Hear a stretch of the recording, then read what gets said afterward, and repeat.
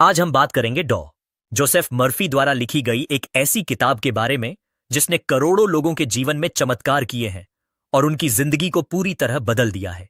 जी हां, हम बात कर रहे हैं आपके अवचेतन मन की शक्ति, the power of your subconscious mind की। इस किताब को हल्के में लेने की भूल न करें।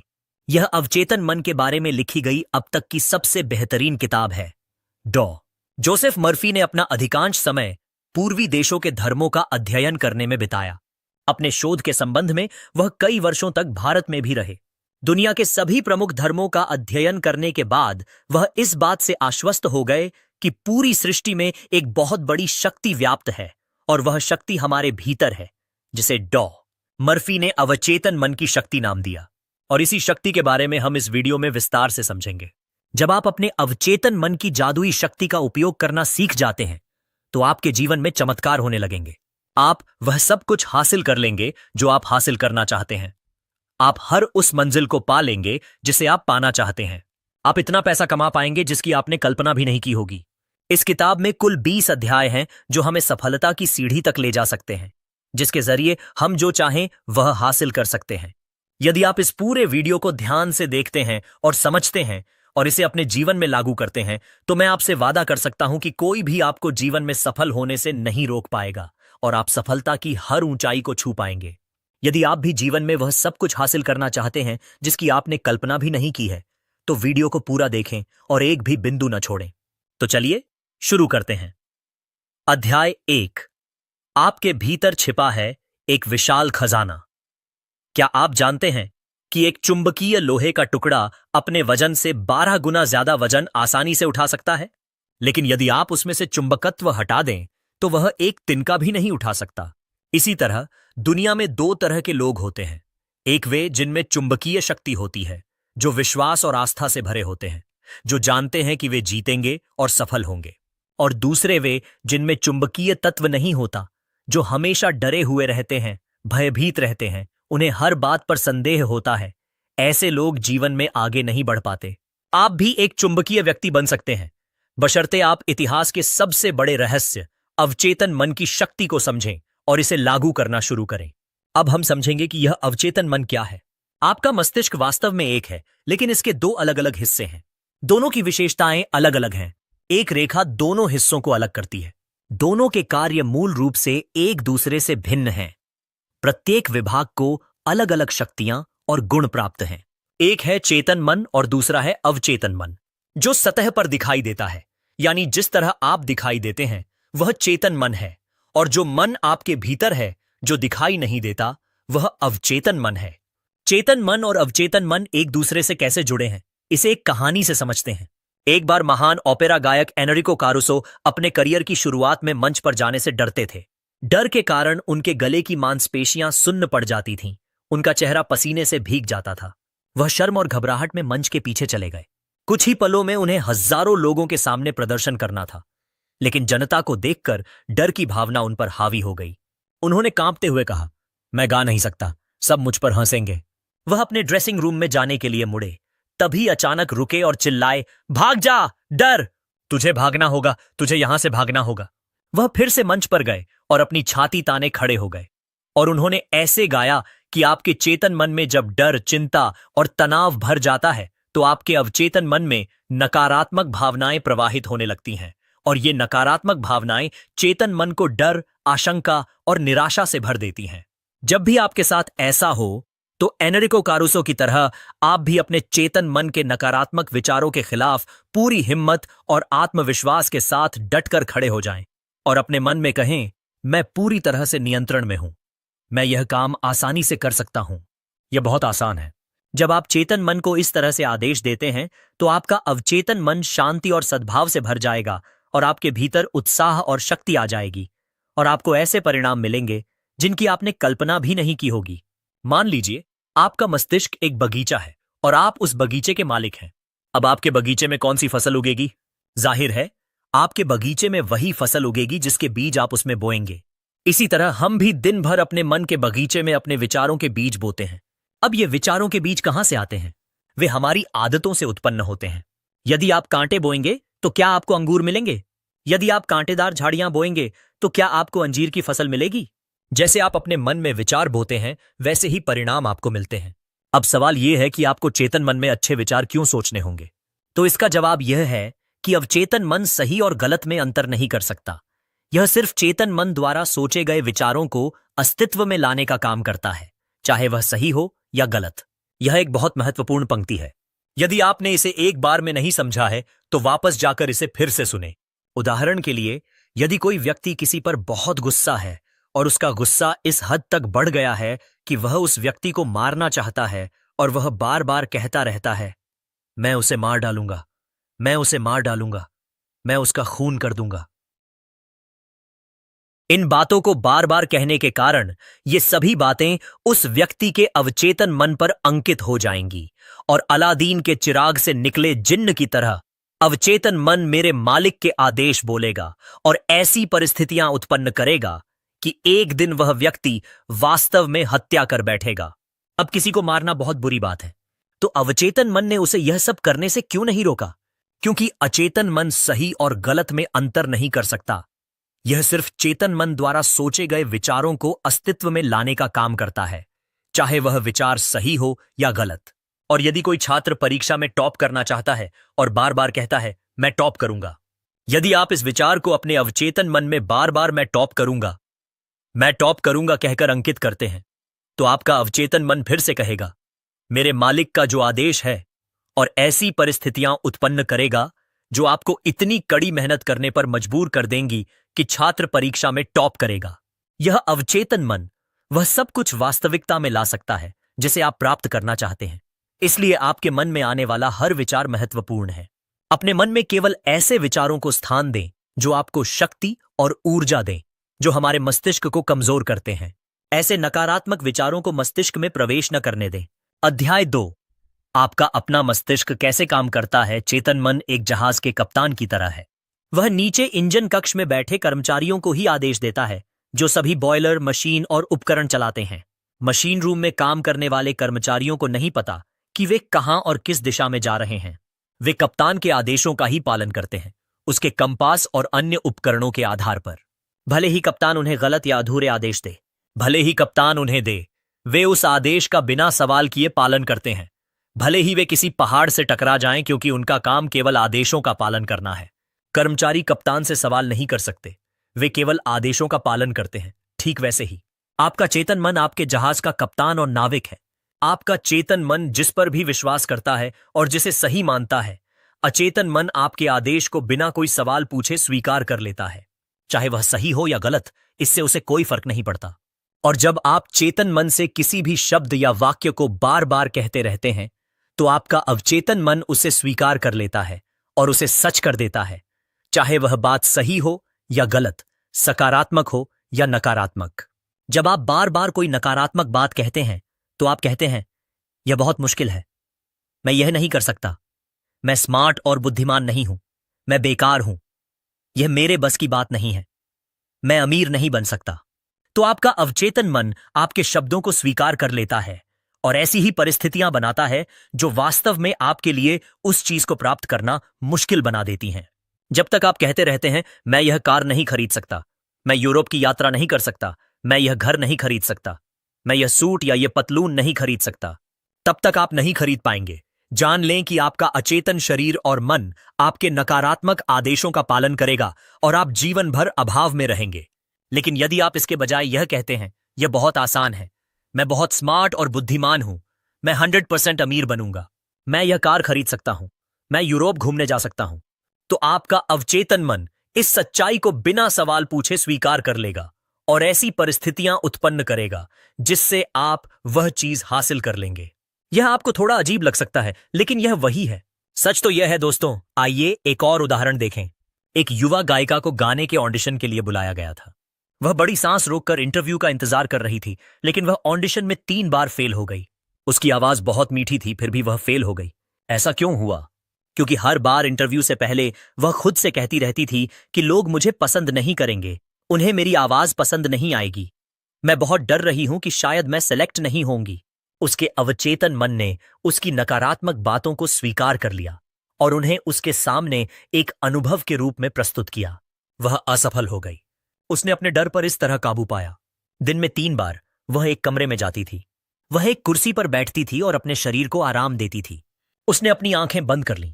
ऐसा करके उसने अपने मन और शरीर को शांत किया। अपने डर पर काबू पाने के लिए उसने खुद से कहना शुरू कर दिया, मेरी आवाज बहुत मधुर है, मैं बहुत खूबसूरती से गा सकती हूं, मैं गाने के लिए पूरी तरह से तैयार हूं, मैं गाऊंगी और मधुर आवाज में गाऊंगी। और उसने अपने शब्दों को आत्मविश्वास के साथ शांत आवाज में दोहराया। उसने फिर दिन में 3 बार अभ्यास करना जारी रखा, प्रत्येक सेटिंग में 5 से 10 बार उसी कथन को दोहराते हुए। महीने के अंत तक वह पूरी तरह से उत्साह और आत्मविश्वास में वापस आ गई थी। वह तैयार हो गई और जब उसे फिर से ऑडिशन के लिए बुलाया गया तो उसने बहुत मधुर आवाज में गाया और उसे सेलेक्ट कर लिया गया। यदि आप कभी जीवन में ऐसी स्थिति का सामना करते हैं तो आपको इस तकनीक का 100% उपयोग करना चाहिए। आप सफल होंगे। अध्याय 3, आपके अवचेतन मन की चमत्कारी शक्ति। अमेरिकी मनोविज्ञान के जनक विलियम जेम्स ने कहा है कि दुनिया को हिलाने की शक्ति आपके अवचेतन मन में निहित है। आप अवचेतन मन पर जो कुछ भी अंकित करते हैं, अवचेतन मन उसे पूरा करने के लिए आसमान जमीन एक कर देता है। वह एक काम करता है तो आपको उसमें सही और सकारात्मक विचार लिखने चाहिए। कई बार आपको किसी काम के लिए सुबह 4 बजे उठना पड़ता है, तो उस समय आप अलार्म 4 बजे का लगाते हैं और सो जाते हैं। लेकिन सुबह 4 बजे आप अलार्म बजने से कुछ मिनट या कुछ सेकंड पहले जाग जाते हैं। ऐसा क्यों होता है? क्योंकि आपका अवचेतन मन बहुत शक्तिशाली है और जब आप सो गए थे तो सोने से पहले आपने अपने मन में कहा था कि मैं कल सुबह 4 बजे उठूंगा। वह बात आपके अवचेतन मन पर अंकित हो गई कि आपको 5 बजे उठना है और आपका अवचेतन मन काम पर लग गया और आपको अलार्म बजने से कुछ सेकंड या मिनट पहले जगा दिया। आप बड़ी चीजें हासिल करने के लिए भी इस तकनीक को आजमा सकते हैं। आपको बस हर रात सोने से पहले बिस्तर पर लेटना है, अपने शरीर को आराम देना है, अपनी आंखें बंद करनी है और अपने अवचेतन मन को सुझाव देने हैं। ये सुझाव वही हो सकते हैं जो आप चाहते हैं या प्राप्त करना चाहते हैं।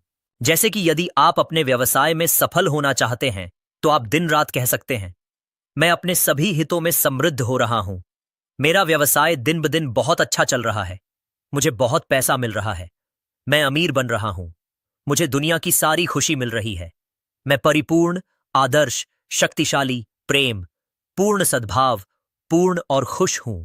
आपको यह लगातार 21 दिनों तक करना होगा और उसके बाद आपको इसकी आदत पड़ जाएगी और आपको यह जानकर आश्चर्य होगा कि आपके जीवन में ऐसे चमत्कार होने लगेंगे, ऐसी चीजें होने लगेंगी जिनकी आपने कल्पना भी नहीं की होगी।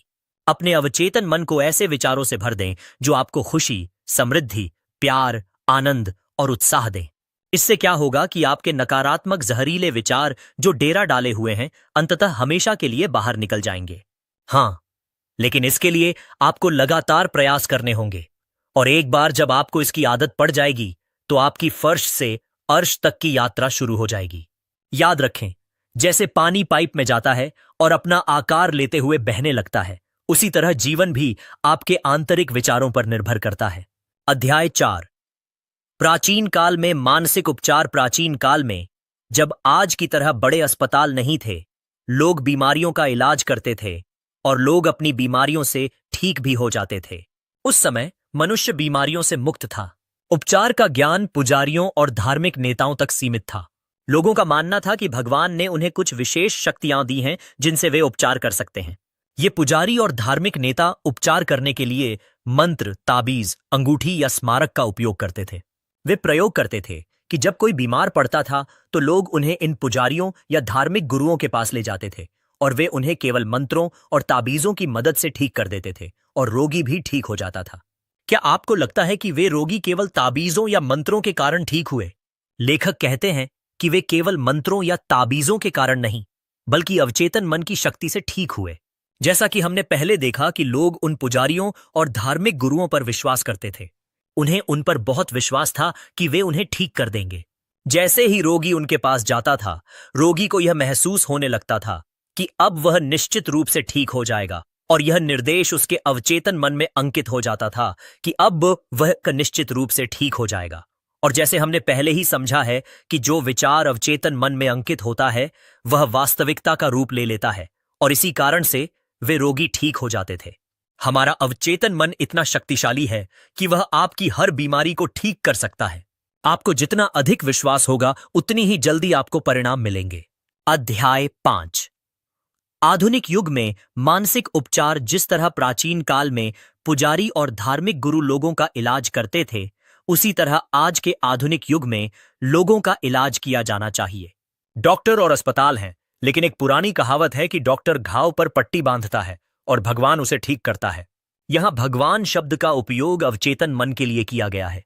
कोई भी डॉक्टर या सर्जन पूरी तरह से यह दावा नहीं कर सकता कि उसने मरीज को ठीक कर दिया है। उपचार शक्ति वही है, हालांकि इसे अलग अलग नामों से पुकारा जाता है, जैसे प्रकृति, जीवन, भगवान, रचनात्मक ज्ञान, लेकिन वास्तव में ये सभी अवचेतन शक्ति की ओर इशारा करने के अलग अलग तरीके हैं।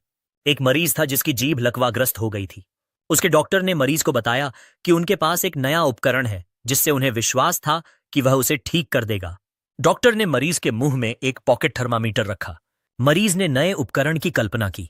कुछ ही मिनटों में वह खुशी से चिल्लाया कि उसकी जीभ फिर से काम करने लगी थी।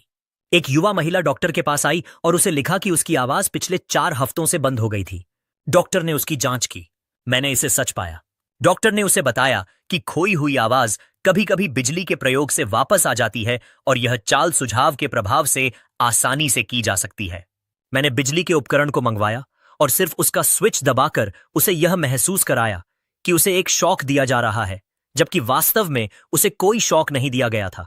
बाद में डॉक्टर ने मरीज के अवचेतन को कुछ निर्देश दिए, जैसे अब आप जोर से बोल सकती हैं।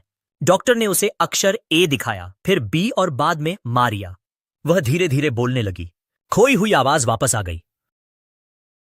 इन दोनों उदाहरणों में कोई दवा का उपयोग नहीं किया गया, फिर भी दोनों मरीज ठीक हो गए, क्योंकि डॉक्टर केवल उनके अवचेतन मन को यह विश्वास दिलाने में सफल रहे कि जो कुछ भी उन्होंने किया था वे निश्चित रूप से उससे ठीक हो जाएंगे। उनके अवचेतन ने उसे स्वीकार कर लिया और उन्हें ठीक कर दिया। इसे प्लेसीबो प्रभाव या विश्वास प्रणाली भी कहा जाता है। वैज्ञानिक बताते हैं कि 11 महीनों में आपका शरीर नया हो जाता है। हमारे शरीर में लाखों कोशिकाएं हर बार कैसे बदलती हैं? वे हर दिन मरती हैं और उनकी जगह नई बनती हैं। हर 11 महीनों में हमारे पूरे शरीर की कोशिकाएं पूरी तरह से मर जाती हैं और उनकी जगह नई बनती हैं। इसका मतलब है कि शारीरिक दृष्टिकोण से आप केवल 11 महीने के हैं यदि आप गुस्से में हैं। यदि आप ईर्ष्या और द्वेष के विचारों को अपने शरीर में वापस आने देते हैं तो आपके अलावा कोई और दोषी नहीं है।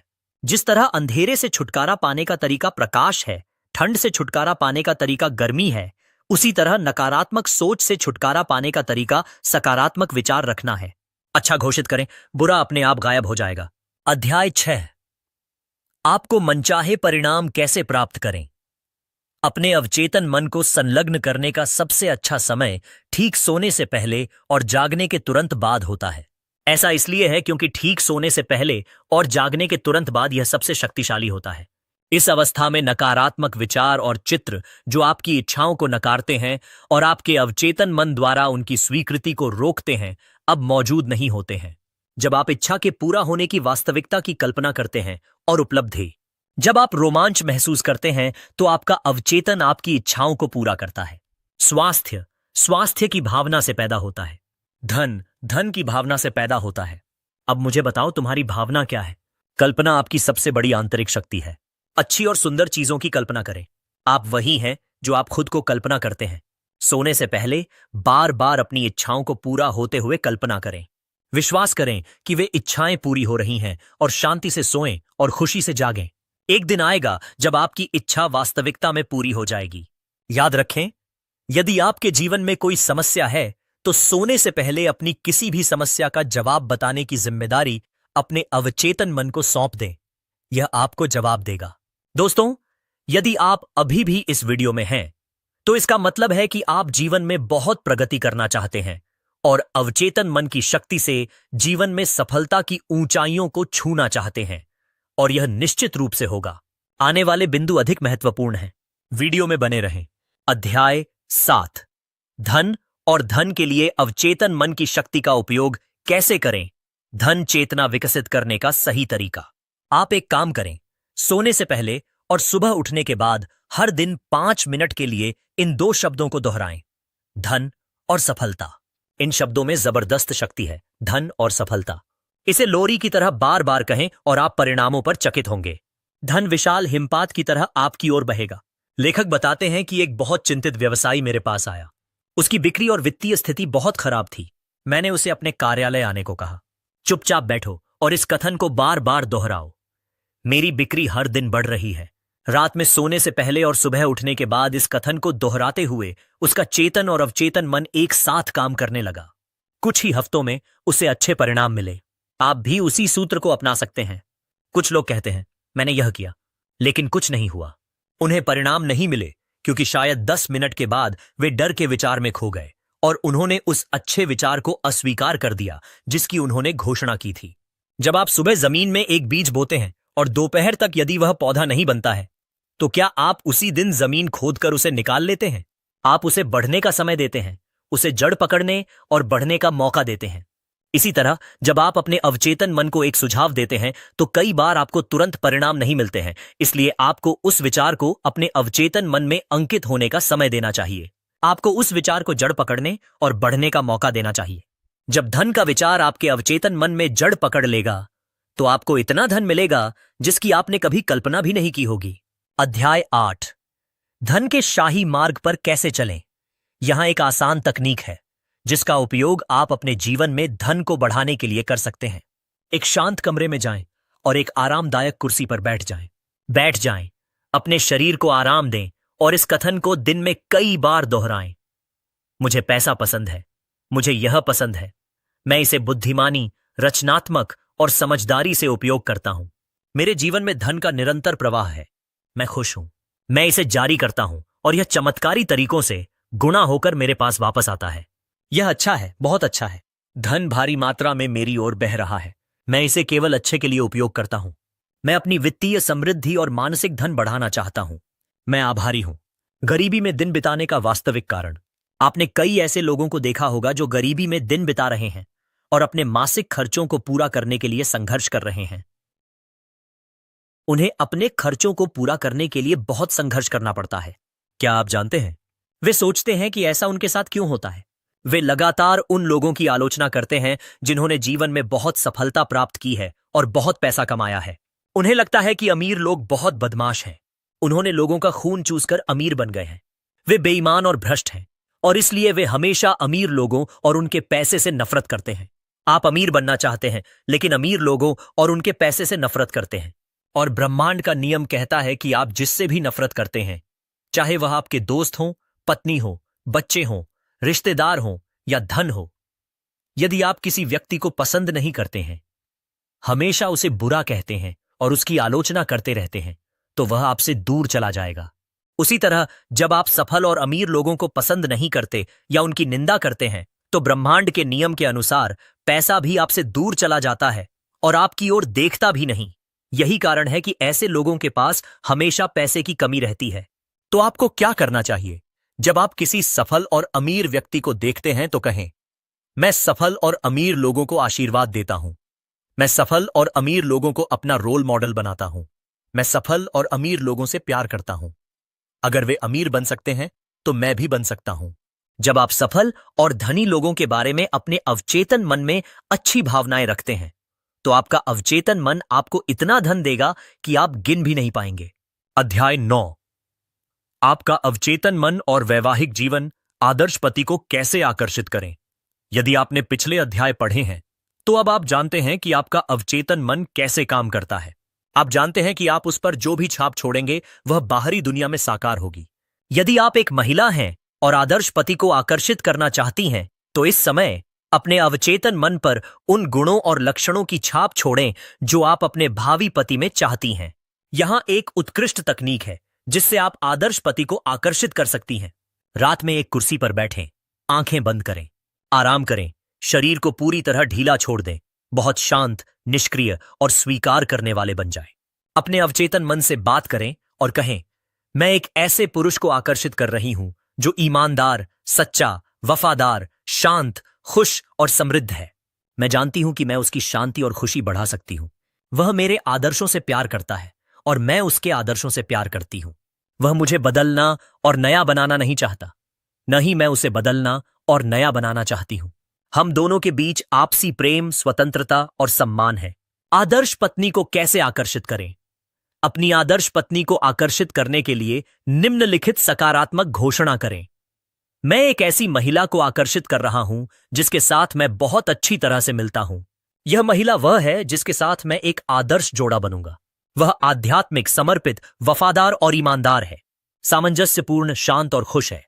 हम एक दूसरे के प्रति दृढ़ता से आकर्षित हैं। मैं जानता हूं कि मैं इस महिला को प्यार, प्रकाश, शांति और खुशी दे सकता हूं। मैं महसूस करता हूं और विश्वास करता हूं कि मैं इस महिला के जीवन को अद्भुत बना सकता हूं। मैं अब आदर्श जीवन साथी को स्वीकार करता हूं। मानसिक रूप से मेरी पत्नी की कल्पना करें कि वह कैसी होनी चाहिए। खुश, स्वस्थ और सुंदर, मेरे पति। यदि आप मानसिक चित्र को देखते रहते हैं कि वह कैसा होना चाहिए, मजबूत, शक्तिशाली, प्यार करने वाला, सद्भावना से भरा और दयालु, तो आपको लगेगा कि आपका वैवाहिक जीवन स्वर्ग बन गया है, सद्भाव और शांति से भरा हुआ। अध्याय 10। मन से हमेशा जवान कैसे रहें। आप उतने ही युवा हैं जितना मैं खुद को समझता हूं। हर कुछ सालों में मैं लंदन के कैक्टस हॉल में एक भाषण देता हूं। ऐसे ही एक भाषण के बाद एक सर्जन मुझसे मिलने आए और उन्होंने मुझे बताया कि मैं 84 साल का हूं। मैं हर सुबह ऑपरेशन करता हूं और दोपहर में मरीजों को देखता हूं। मैं शाम को मेडिकल वैज्ञानिक पत्रिकाओं के लिए लेख लिखता हूं। उनका रवैया यह था कि वे उतने ही उपयोगी थे जितना वे खुद को मानते थे, और उतने ही युवा थे जितने उनके विचार थे। उन्होंने मुझे ठीक वही बताया जो आपने अभी कहा है। यह सच है कि एक व्यक्ति उतना ही युवा होता है जितना वह खुद को मानता है, उतना ही मूल्यवान जितना वह खुद को मानता है। कुछ लोग 30 साल की उम्र में बूढ़े हो जाते हैं, जबकि कुछ 80 साल की उम्र में भी युवा रहते हैं। मस्तिष्क सबसे बड़ी चीज है। बुनकर, वास्तुकार, डिजाइनर और मूर्तिकार।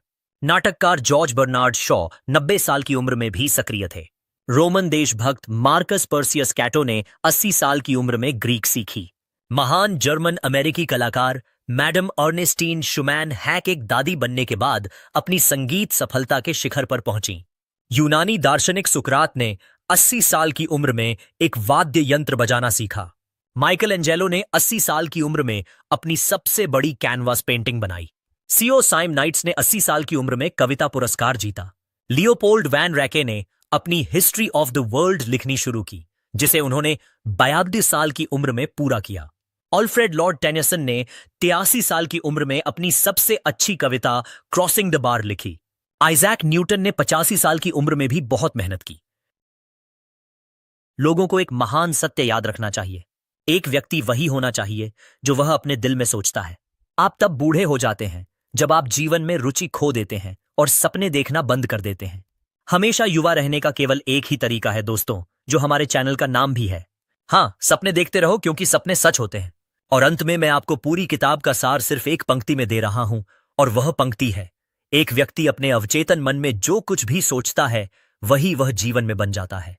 दोस्तों, यह किताब इतनी अच्छी है कि इसे सिर्फ एक बार पढ़ने से कुछ नहीं होगा, बल्कि इसे बार बार पढ़ना चाहिए, ताकि इस किताब की सामग्री हमारे दिल और दिमाग में गहराई तक पहुंच सके और हम अवचेतन मन की शक्ति का अधिकतम लाभ उठा सकें और अपने जीवन को एक नए स्तर पर ले जा सकें। इस किताब में कुल 235 पेज हैं, लेकिन मैंने इस किताब को क्रमबद्ध करके सिर्फ 30 पेज की एक छोटी ई बुक बनाई है, जिसमें इस वीडियो में शामिल बिंदुओं के साथ साथ वे सभी बिंदु भी विस्तार से शामिल हैं जो इस वीडियो में शामिल नहीं हैं, और इसकी कोई निश्चित दर नहीं है। न्यूनतम शुल्क केवल RS1 है और कोई अधिकतम सीमा नहीं है, जिसका लिंक आपको डिस्क्रिप्शन में मिलेगा। और यदि आप इस पूरी 235 पेज की किताब को पढ़ना चाहते हैं तो इसका लिंक भी डिस्क्रिप्शन में मिलेगा। तो ठीक है दोस्तों, हम आपसे फिर मिलेंगे एक शानदार वीडियो के साथ। तब तक अपना ख्याल रखें, हंसते रहें दोस्तों।